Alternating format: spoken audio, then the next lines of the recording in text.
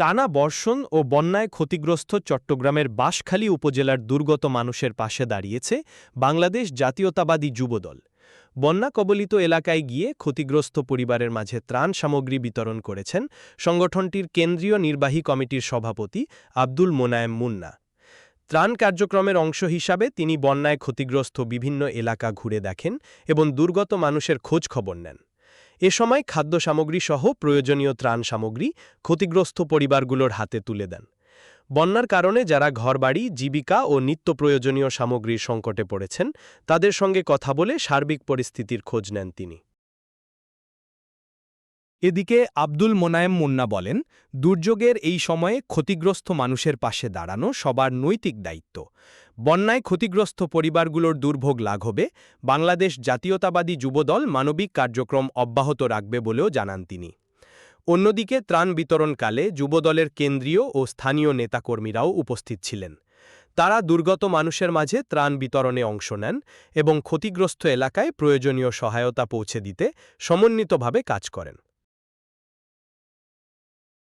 বন্যা পরিস্থিতি স্বাভাবিক না হওয়া পর্যন্ত ক্ষতিগ্রস্ত মানুষের পাশে থেকে সহযোগিতা অব্যাহত রাখার প্রত্যয় ব্যক্ত করেন যুবদলের নেতারা।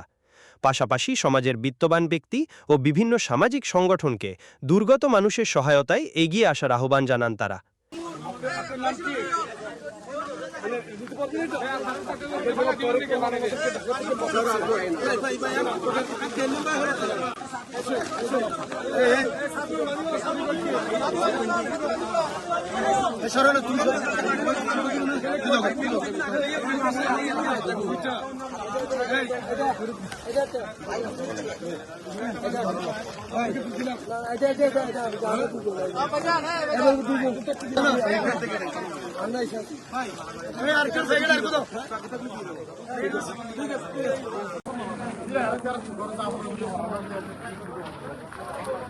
তাকে সহায়তা করায় এবং তিনি বলেছিলেন পানির জন্য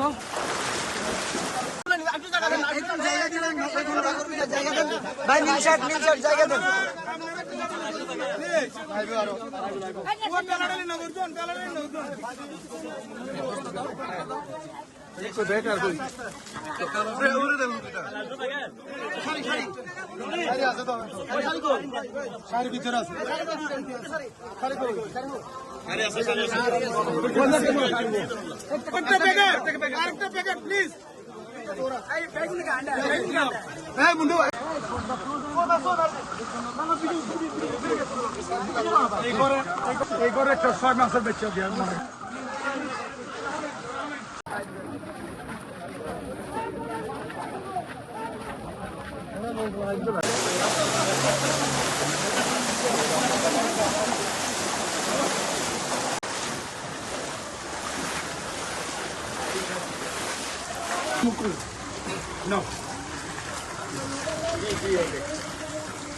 ঘরবন্দি মানুষ বাংলাদেশ জাতীয়তাবাদী যুবদলের সংগ্রামী সভাপতি আব্দুল মোনায়েম মুন্না এসেছেন বন্যার্ত মানুষের কাছে দেশনায়ক জনাব তারেক রহমানের উপহার পৌঁছে দিতে।